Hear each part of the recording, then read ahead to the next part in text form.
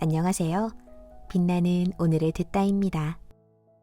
공자는 40에 의욕이 없었고 50에 천명을 알았다고 하지만 50을 넘어서야 비로소 정치일선에 나섰고 60 중반까지 이룬 것 없이 이국을 떠돌았습니다.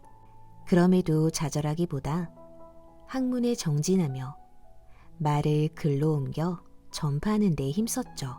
70을 넘긴 나이에 공자는 자신의 삶을 나의 길은 하나로 깨어있다. 나는 세상의 흐름에 흔들리지 않고 내가 가야 할 길을 지금까지 일관되게 걸어왔다로 요약했습니다. 인생의 절반토록 앞만 보고 쉼없이 달려오면서 이제는 하고 싶은 거라고 더 많이 쉬며 더 즐거운 삶을 살 줄 알았는데 아직도 가야 할 길이 멀고 중심을 잡기 힘들어 흔들리는 50이라면 또는 50을 앞두거나 그 이후이더라도 이룬 게 없는 것 같아 쓸쓸하고 어떻게 살아야 할지 막막한 기분이 든다면 오늘 함께할 이야기가 지혜의 징검다리가 되어줄 것이니 꼭 함께 하시길 바랍니다. 공허하고 흔들리는 마음을 다잡고 인생의 터닝 포인트를 찾을 수 있는 공자의 말. 지금 시작할게요. 염구가 스승님의 도를 좋아하지 않는 것은 아니지만 힘이 부족합니다. 라고 하자 공자께서 힘이 부족하다고 하는 사람은 중도에 그만두는데 지금 너는 선을 긋고 있구나 라고 하셨다. 내가 그렇게 생각하면 그렇습니다. 체력 때문에 자신이 떨어질 수도 있고 경제적으로 의지가 꺾일 수도 있지만 힘이 부족하진 않습니다. 새로운 일을 해보기도 전에 어렵다거나 관련 경험이 없어 시작하기도 어렵다는 생각은 누구나 마찬가지입니다. 그런데 모두가 그렇지는 않습니다. 경험이 좀 부족해도 잘해 나가는 사람이 있습니다. 경험이 부족했기에 더 잘해 나가는 사람도 있습니다. 핑계를 대지 않기 때문이죠.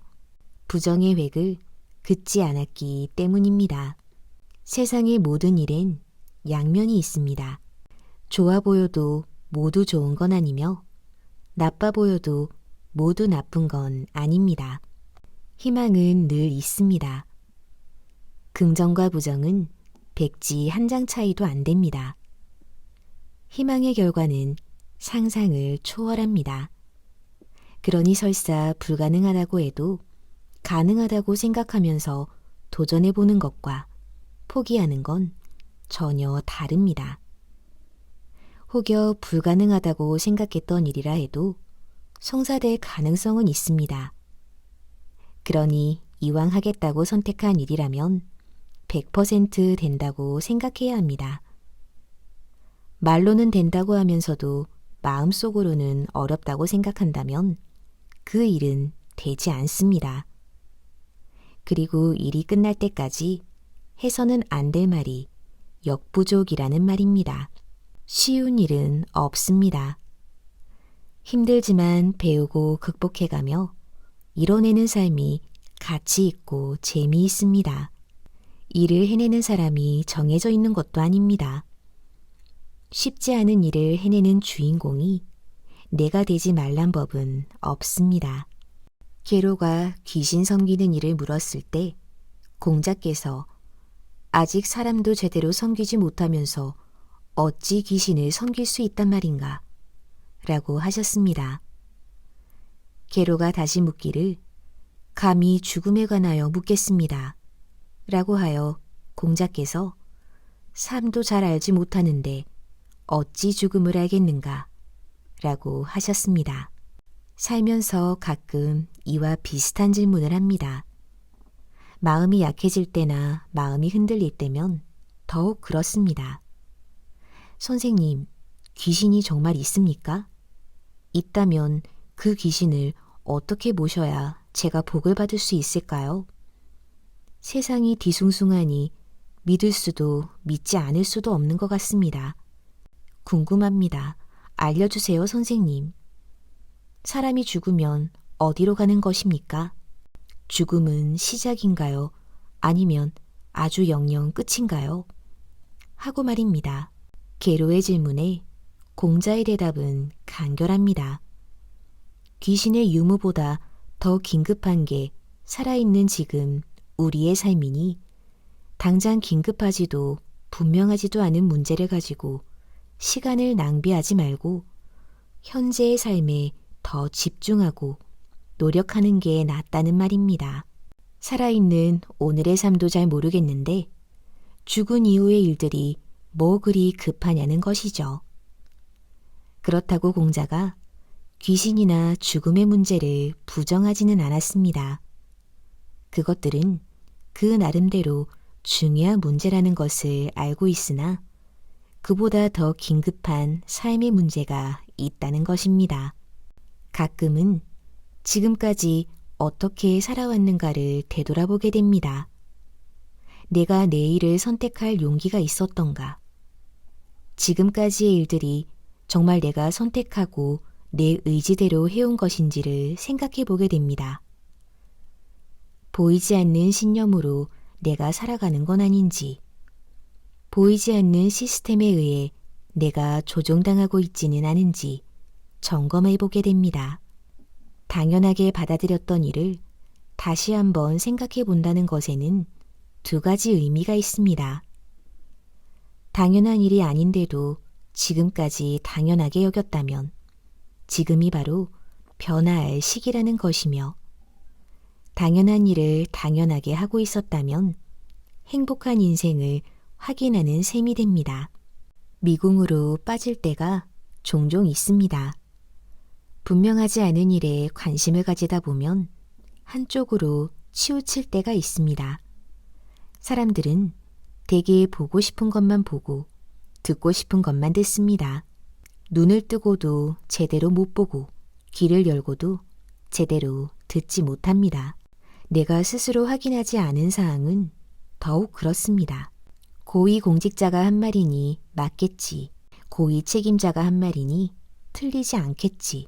신문기자가 본인 이름을 걸고 기사를 썼으니 맞겠지. 내 마음에 드는 유튜버가 말했으니 틀림없겠지. 목사님 말씀이니 스님 말씀이니 전문가 말이니. 그런데 그게 정말 맞을까요? 사실과 다른 게 너무 많습니다. 시간이 지나면서 거짓으로 밝혀진 가치 없는 일을 당시에는 왜 그리도 관심과 집중으로 흥분하고 열을 냈는지 알 수가 없습니다. 더 황당한 건 그런 시간을 왜 보냈어야만 했는지입니다.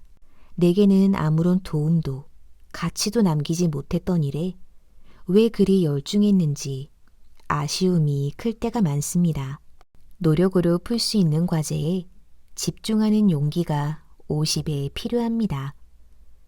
내가 해결할 수 없는 문제는 덮어두고 내가 해결할 수 있는 문제에 더 열중하는 게 효과적입니다.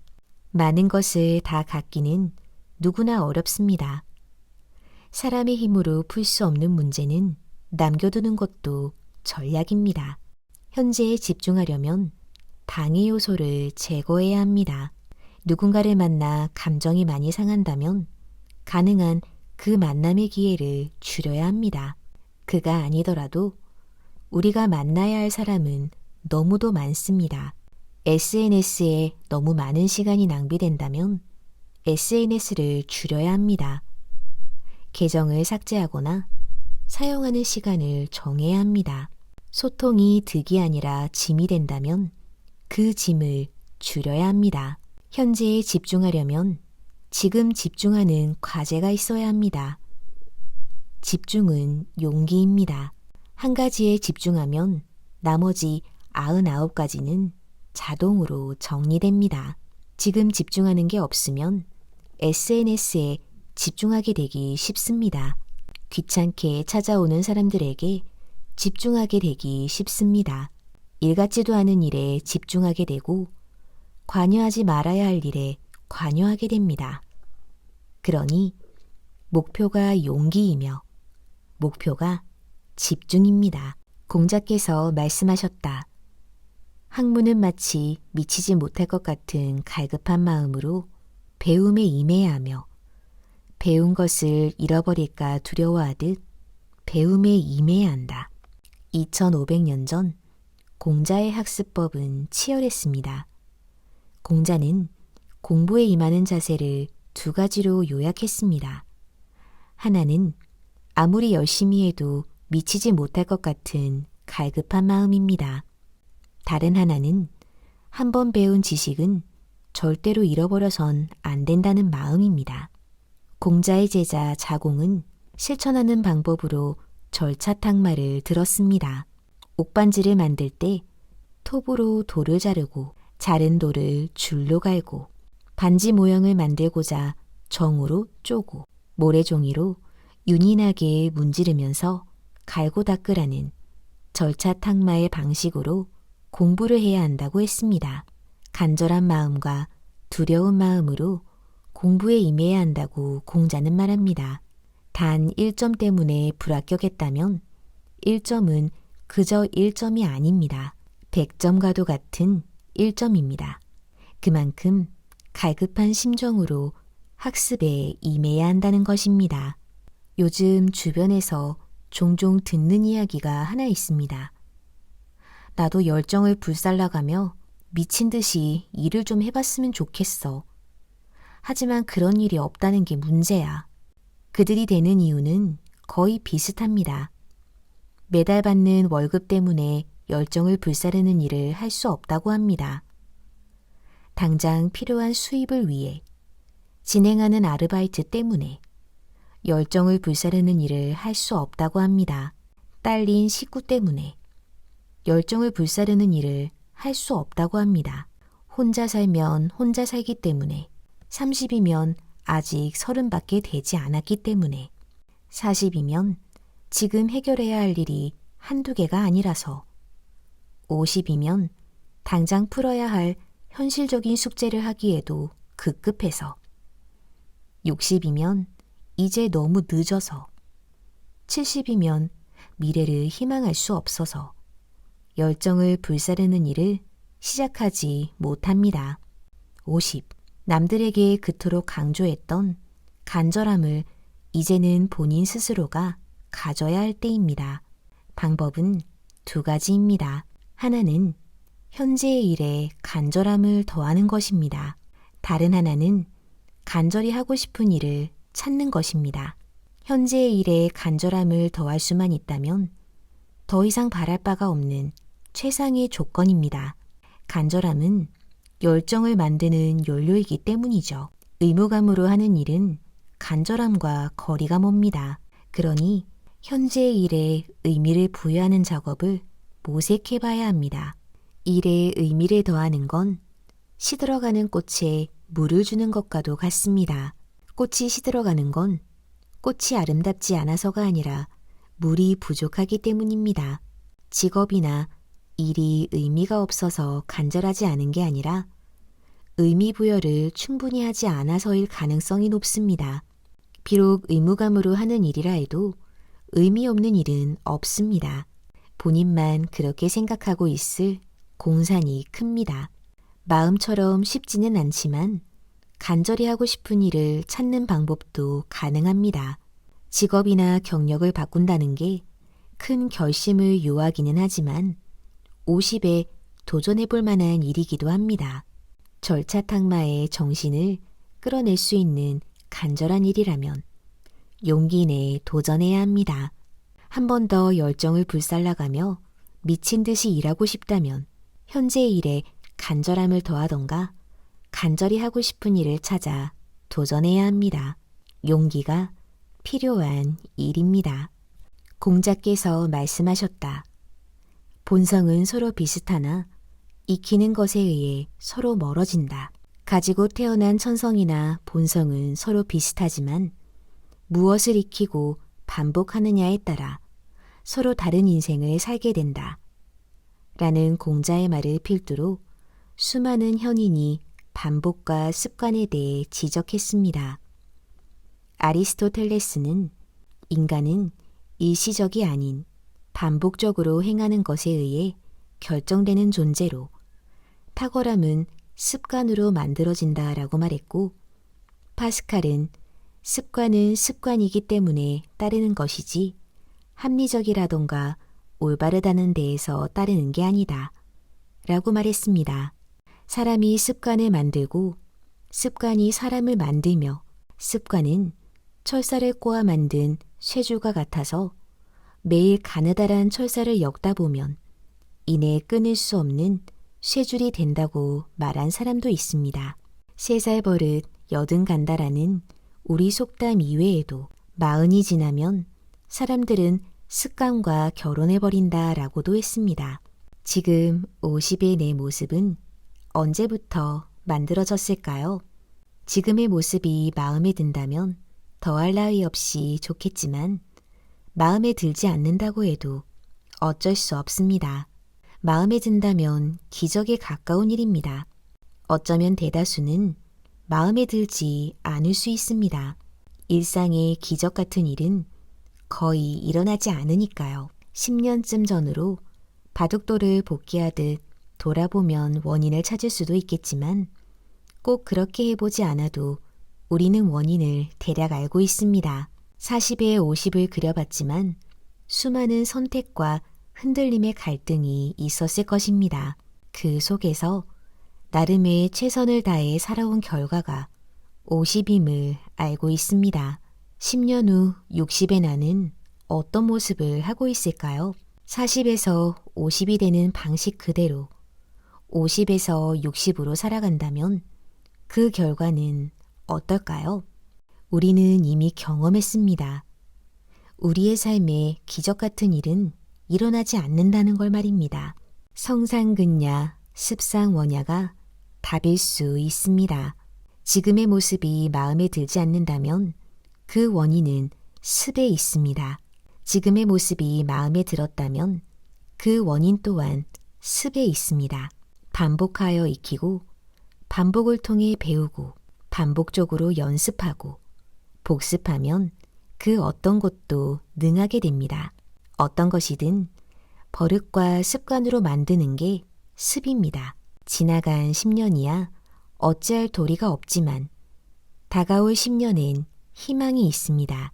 지나간 10년 동안에는 이게 좋을까 저게 좋을까 고민하고 갈등했다면 다가올 10년은 반복에 희망을 걸어보는 게 좋은 전략입니다.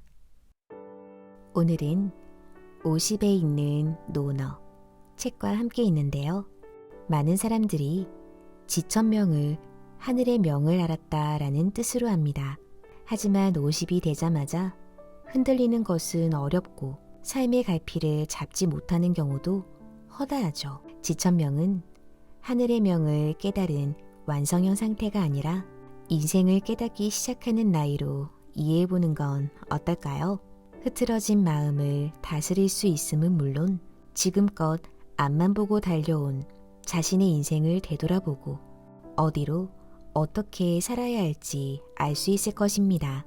50에 인생의 멋진 후반전을 계획하고 실천하고 싶을 때 이 책을 참고하시면 논어에 담긴 지혜가 더 깊게 와닿을 것입니다.